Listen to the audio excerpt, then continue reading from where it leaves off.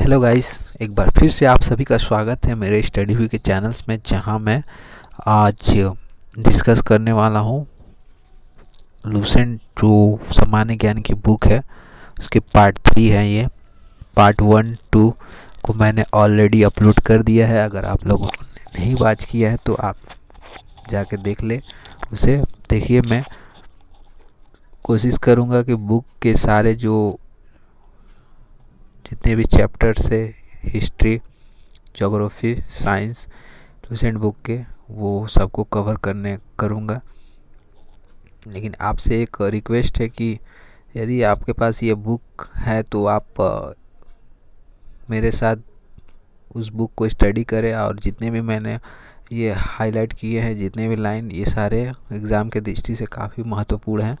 तो आप भी इसको हाईलाइट करते रहिए, जो आपके आने वाले कंपटीशन एग्ज़ाम जितने भी हैं वो जीके जीएस में काफ़ी हेल्पफुल साबित होगी।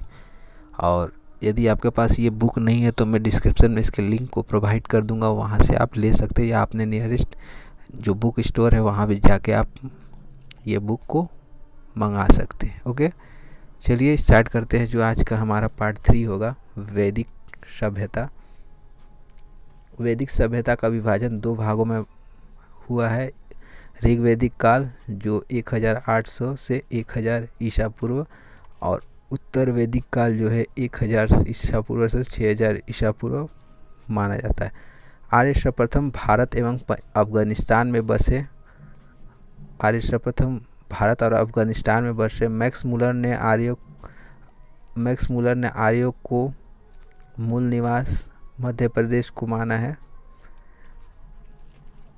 आर्यों द्वारा निर्मित सभ्यता वैदिक सभ्यता कहलाई। आर्यों द्वारा ही निर्मित सभ्यता को वैदिक सभ्यता कहलाई। ठीक है। आर्यों की जो भाषा है वो क्या है? संस्कृत थी। ग्राम का मुखिया ग्रामीण कहलाता था। विश्व का प्रधान विश्वपति कहलाता था। देखिए, राजधिकारियों में पुरोहित एवं सेनानी प्रमुख थे। राजधिकारियों में पुरोहित एवं सेनानी जो होते थे वो प्रमुख होते थे। और उग्र जो है, उग्र अपराधियों को पकड़ने का काम करते थे वैदिक ट्रेडिशन में। ओके, उग्र जो थे वो अपराधियों को पकड़ने का कार्य करते थे। उसके बाद देखिए नेक्स्ट लाइन जो है, दशराज युद्ध का उल्लेख ऋग्वेद के 7वें मंडल में दशराज युद्ध का उल्लेख किया गया है।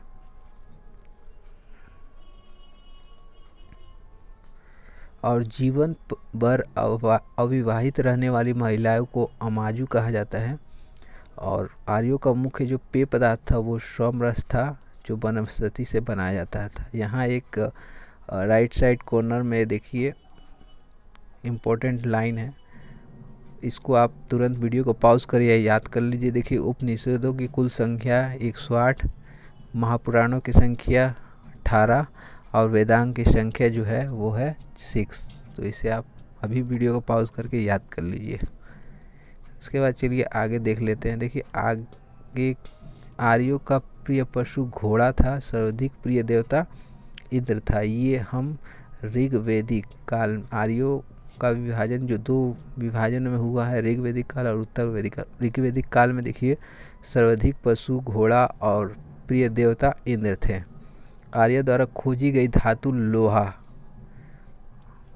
ओके, जिसे श्याम अयस्क कहा जाता था। तांबे को लोहित अयस्क कहा जाता था। ओके, व्यापार हेतु दूर दूर तक जाने वाले को पणी कहते थे। व्यापार के उद्देश्य से जो लोग दूर दूर तक जाते थे उसे पणी कहते थे। ऋण देकर ब्याज देने वाला व्यक्ति को वैकनाट या सूदखोर कहा जाता था। ठीक है, ऋण देकर ब्याज लेने वाला व्यक्ति को वैकनाट या सूदखोर कहा जाता था। मनुष्य एवं देवता के बीच मध्यस्थ भूमिका निभाने वाली देवता के रूप में अग्नि की पूजा की जाती थी।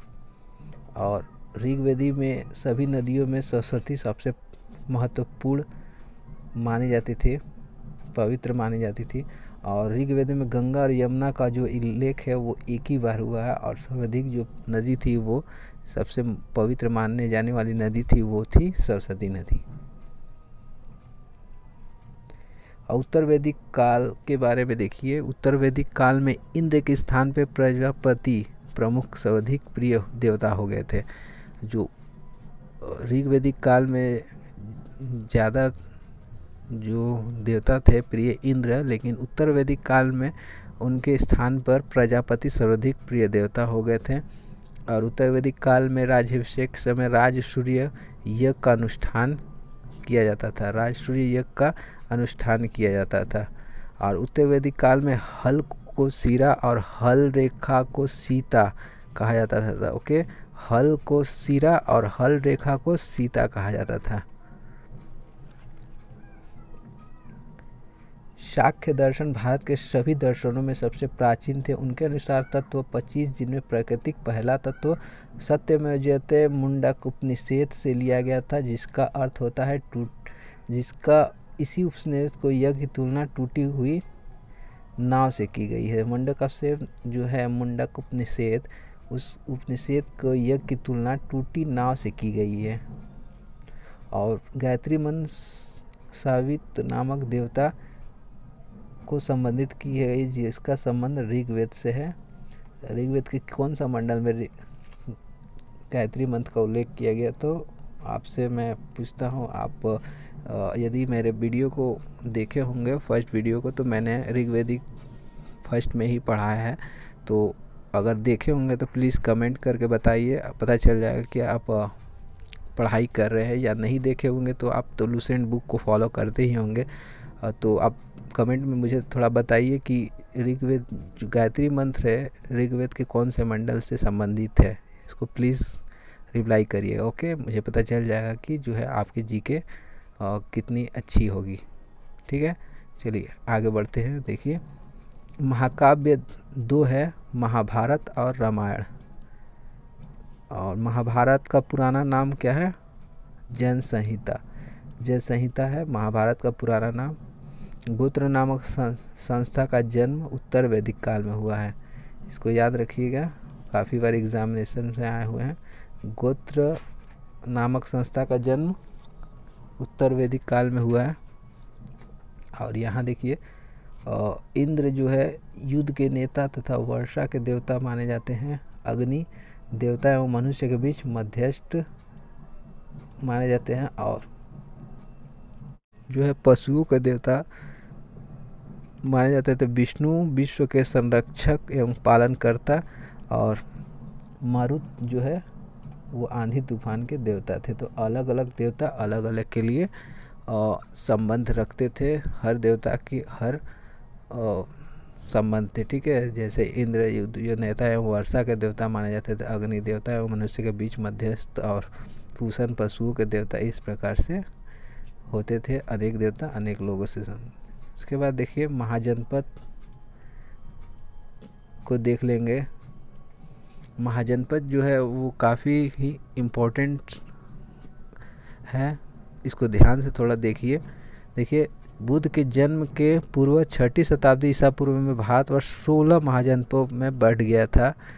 इसी जगह महाजनपद में बढ़ गया, जिसकी जानकारी हमें बौद्ध ग्रंथ जो है अंगुत्तर निकाय से मिलती है। ओके, कहाँ से मिलती है? अंगुत्तर निकाय से हमें ये 16 महाजनपदों की जानकारी मिलती है, बौद्ध ग्रंथ के अंगुत्तर निकाय से। ओके, याद रखिएगा। और देखिए, आपको ये 16 महाजनपद नहीं पूछे जाएंगे एग्ज़ाम में। आपको एग्ज़ाम में सिर्फ इम्पोर्टेंट ही पूछे जाएंगे, जिसको मैंने हाईलाइट किया है। तो आप भी अपने बुक में अगर लेकर मेरे साथ फॉलो कर रहे हैं मेरे वीडियो को, जो मैं पार्ट बाय पार्ट अपलोड कर रहा हूं, और अगर आप फॉलो कर रहे हैं, आप बुक को लेकर बैठे हैं, तो बहुत अच्छी बात है। मेरा आपसे रिक्वेस्ट है कि आप जो है जितने भी लाइन है उसको हाईलाइट कर लीजिए। ये एग्ज़ाम के दृष्टि से काफ़ी महत्वपूर्ण है, काफ़ी बार एग्जामिनेशन में पूछे गए हैं और पूछे जाएंगे भी। ठीक है, ओके, तो इसे हाईलाइट कर लीजिए अभी। और चलिए बढ़ते हैं आगे। देखिए, अंग जो महाजनपद है उसकी राजधानी आपको पूछा जाता है। इसकी राजधानी कहाँ है? चंपा। ओके, देखिए, उसके बाद काशी की राजधानी वाराणसी। उसके बाद देखिए आगे बढ़ते हैं। देखिए, अवंती की कहाँ है राजधानी? ये आपसे सिर्फ इतने जो महाजनपद है जो मैंने हाईलाइट किया उसकी सिर्फ आपको राजधानी पूछेगी, ठीक है। अवंती की राजधानी क्या है, उज्जैन या महिष्मती, ओके। उसके बाद पंचाल का क्या होगा, अहिछत्र और कंपल्य, ठीक है। अहिछत्र और कंपल्य, पंचाल की राजधानी क्या है, अहिछत्र और कंपल्य, ठीक है। उसके बाद देखिए आगे बढ़ते हैं, देखिए शूरसेन की राजधानी क्या है, मथुरा, और गंधार की क्या है, तक्षशिला। तो ये इतने ही आपको 16 महाजनपदों में से जितने भी महाजनपद मैंने यहाँ हाईलाइट कराए वो महाजनपद की राजधानी को आप पढ़ लीजिए, ओके। चलिए आगे बढ़ते हैं। उसके बाद देखिए आते हैं जैन धर्म में। जैन धर्म के संस्थापक एवं प्रथम तीर्थकार किसे कहा जाता है, ऋषभ देव को याद रखिएगा, काफ़ी बार एग्जामिनेशंस में आए हैं। और इसके 23वें तीर्थकार कौन है, और 23वें तीर्थकर है पार्श्वनाथ, जो काशी के इक्ष्वाकु वंशीय राजा अश्वसेन के पुत्र थे। देखिए प्रथम आपको तीर्थकार आएगा, 23वें तीर्थकार और अंतिम जो महावीर स्वामी। देखिए महावीर स्वामी जैन धर्म के 24वें और अंतिम तीर्थकर थे, ठीक है। यही तीनों बार बार एग्जाम में पूछे जाते हैं, ओके। तो आप याद रखिएगा। और मैंने यहाँ देख सकते हैं आप, हाईलाइट भी मैंने करके रखा, तो आप भी उसे हाईलाइट कर दिए कि महावीर स्वामी का जो जन्म है वो हुआ था 540 ईसा पूर्व। कहाँ हुआ था, कुंडाग्राम वैशाली में हुआ था। और इनके पिता जो थे वो थे सिद्धार्थ, क्या थे, ज्ञाति कुल के सरदार थे, ओके। माता का नाम त्रिशला, लिच्छवी राजा चेटक की बहन थी वो। आगे बढ़ते हैं। महावीर की पत्नी का नाम यशोदा है एवं पुत्री का नाम क्या है, अन्नोजा प्रियदर्शनी था, ओके। देखिए महावीर के बचपन का नाम कभी कभी एग्ज़ाम में पूछ देता है, एमटीएस एग्जामिनेशन, एसएससी एमटीएस के एग्जामिनेशंस में पूछ देता है कभी कभी, ठीक है। तो इसको भी याद रख कर लीजिए, वर्धमान। महावीर के बचपन का नाम क्या है, वर्धमान। और महावीर ने अपना उपदेश जो दिया था वो किस में दिया था, प्राकृत में दिया था, प्राकृत या अर्ध मागधी भाषा में दिया था, ठीक है। दोनों में से कुछ भी पूछ ले आप दोनों को याद रखिएगा। क्वेश्चन में देखिए अर्ध मागधी, ठीक है, प्राकृत में पहला अपना उपदेश दिया था। आगे बढ़ते हैं। देखिए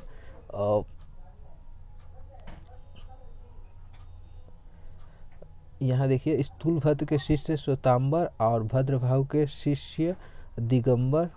तो यहाँ पर आप देख सकते हैं कि मतलब महावीर की मृत्यु के बाद जैन धर्म का प्रथम धेरा एवं मुख्य उद्देश्य था लगभग 300 ईसा पूर्व मगध में 12 वर्षों भीषण अकाल पड़ा, जिसके मतलब कि क्या हुआ कि जैन धर्म में एक लगभग 300 वर्ष ईसा पूर्व में 12 वर्ष का भीषण अकाल पड़ा, और जिसमें ये जैन धर्म जो 2 भागों में बढ़ गया। भद्रबाहु के वापस लौटने पर मगध के साधुओं से उनका गहरा मतभेद हो गया, जिसमें परिणाम स्वरूप जैन मत श्वेतांबर एवं दिगंबर 2 नामक संप्रदाय में बढ़ गया। देखिए जब भद्रबाहु वापस लौटे मगध में तो वहाँ पर साधुओं से उनका गहरा मतभेद हो गया, जिसके परिणाम स्वरूप जैन मत श्वेतांबर एवं दिगंबर 2 नामक संप्रदायों में बढ़ गया, जिसके स्थूलभद्र के शिष्य श्वेतांबर कहलाते थे जो श्वेत वस्त्र धारण करते थे, और भद्रबाहु के शिष्य जो है दिगंबर कहलाते थे जो नग्न रहने वाले कहलाए, ओके। आगे देखिए यहाँ राइट साइड में ये मैंने 3 जो जैन धर्म के प्रमुख तीर्थकर हैं उनको हाईलाइट करके रखा, और इसका कभी कभी सिंबल पूछ लेता है एग्जाम में, तो आप इसको याद कर लीजिए। देखिए ऋषभ देव प्रथम, पार्श्व जो 23वें, और महावीर जो है 24वें या अंतिम जैन धर्म के संस्थापक थे, ओके। तो देखिए ऋषभ देव जो प्रथम, इनका सिंबल क्या था, सांड था, सांड, ठीक है। और पार्श्व जो 23वें थे उनका सर्प, और महावीर जो थे वो उनका सिंह था।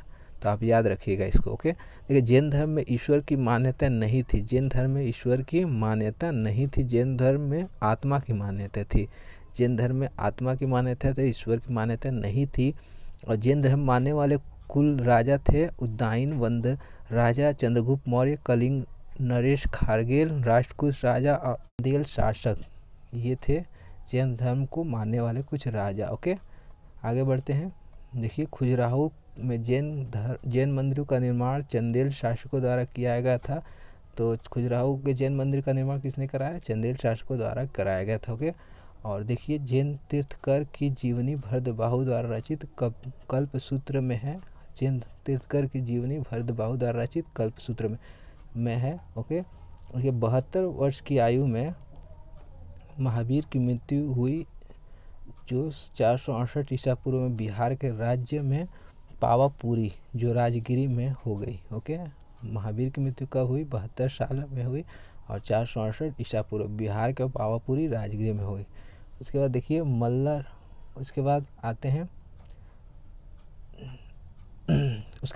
बौद्ध धर्म। बौद्ध धर्म के बारे में पढ़ लेंगे। बौद्ध धर्म के जो है संस्थापक थे गौतम बुद्ध। इन्हें एशिया का क्या कहा जाता था? Light of Asia. इन्हें लाइट ऑफ एशिया या ज्योति पूज कहा जाता था। ठीक है, गौतम बुद्ध का जन्म हुआ है 563 ईसा पूर्व में कपिल वस्तु के लुम्बिनी नामक स्थान पर हुआ था इनका जन्म। और इनके पिता शत्रुघ्न शाक्य गढ़ के मुखिया थे और इनके माता माया देवी की मृत्यु इनके जन्म के 7वें दिन में ही हो गई। इनका लालन पालन इनकी सौतेली माँ प्रजापति गौतमी ने की थी और इनके बचपन का नाम क्या था? सिद्धार्थ। गौतम बुद्ध का विवाह 16 वर्ष की अवस्था में यशोधरा के साथ हो गया और इसके पुत्र का नाम क्या था? राहुल। इनके पुत्र का क्या नाम था? राहुल।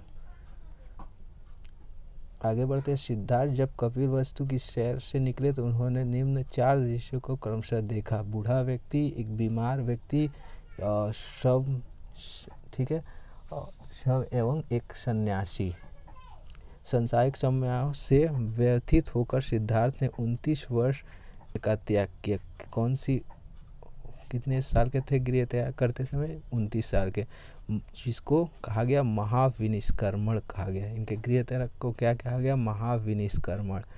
ओके, गृह त्याग करने के बाद वैशाली की अलार्म कलाम के शाक्य दर्शन की शिक्षा ग्रहण की और अलार्म कलाम सिद्धार्थ के प्रथम गुरु है। तो सिद्धार्थ के प्रथम गुरु का नाम क्या था? अलार्म कलाम। ओके, ये अलार्म कलाम के बाद सिद्धार्थ ने राजगीर में एक रुद्रापुत से शिक्षा ग्रहण की। अलार्म कलाम इनके पहले गुरु थे और दूसरे उसके बाद जो राजगिरी में गए तो वहाँ से उन्होंने रुद्र करामपुत की से शिक्षा ग्रहण किए। बिना अन्न जल ग्रहण किए 6 वर्ष की कठिन तपस्या के बाद 35 वर्ष की आयु में वैशाख पूर्णिमा की रात निरंजना फल्गु नदी के किनारे पीपल के वृक्ष के नीचे सिद्धार्थ को ज्ञान प्राप्त हुआ। याद रखिएगा कितने वर्ष में इनको ज्ञान प्राप्त हुआ और कहाँ पर, ये आप हाईलाइट कर लीजिए। ओके, उसके बाद देखिए ज्ञान प्राप्ति के बाद सिद्धार्थ बुद्ध के नाम से जाने जाए और वो स्थान क्या था? बोध गया। देखिए बुद्ध ने अपने पहली उपदेश जनसाधारण की भाषा पाली में दिए। पाली में उन्होंने अपनी जनसाधारण की भाषा पहला जो उपदेश था वो पाली में दिए। ओके, देखिए बुद्ध ने अपने सर्वाधिक उपदेश कौशल देश की राजधानी श्रावस्ती में दिए। ज़्यादा से ज़्यादा उन्होंने अधिक से अधिक उपदेश कौशल देश की राजधानी श्रावस्ती में दिए। इनके प्रमुख अनुयायी शासक बिंबिसार, प्रसन्नजीत तथा उदयन। इनके प्रमुख अनुयायी शासक थे बिंबिसार, प्रसन्नजीत और तथा उदयन। देखिए बुद्ध की मृत्यु 80 वर्ष की अवस्था में हुई। 430 ईसा पूर्व कुशीनगर देवरिया उत्तर प्रदेश में इनकी मृत्यु हुई और इनकी मृत्यु को कहा गया परिनिर्वाण कहा गया। इनकी मृत्यु जो बोध का मृत्यु है उनको जो है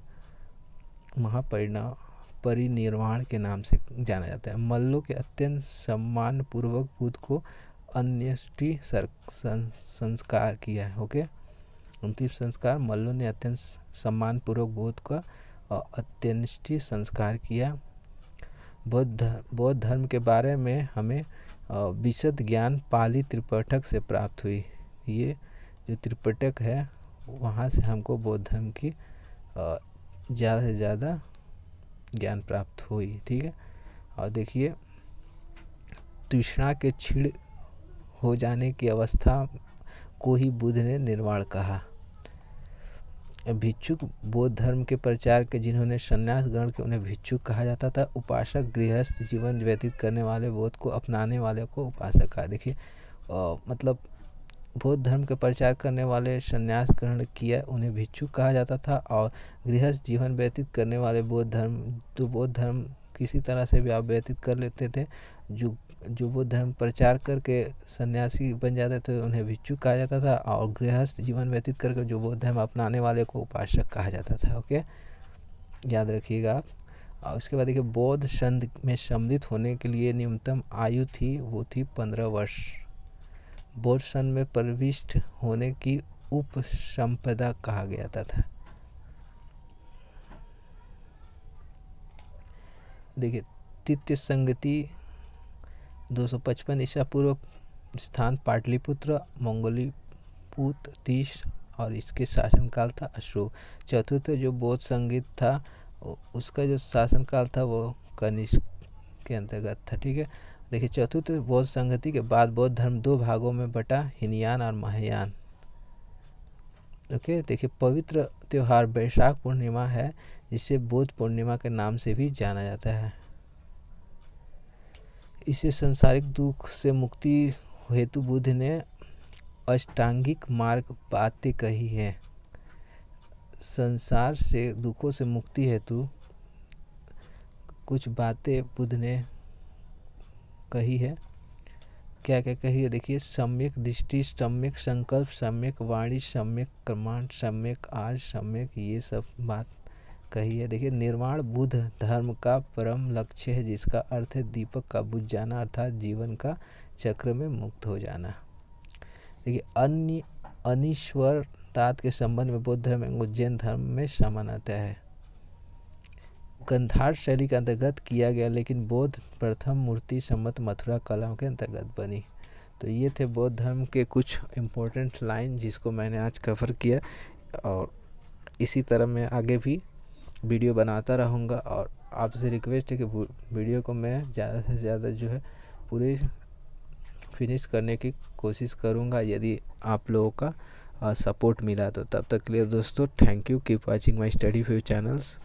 देखते रहे मेरे स्टडी फ्यू चैनल्स। और चैनल्स पर नया है तो प्लीज़ डू सब्सक्राइब, ताकि इस तरह के वीडियो आपको मेरे नोटिफिकेशन जब मैं अपलोड करूँ तो आपको नोटिफिकेशन के थ्रू आ जाए। तब तक के लिए दोस्तों, keep watching my study few channels. Thank you.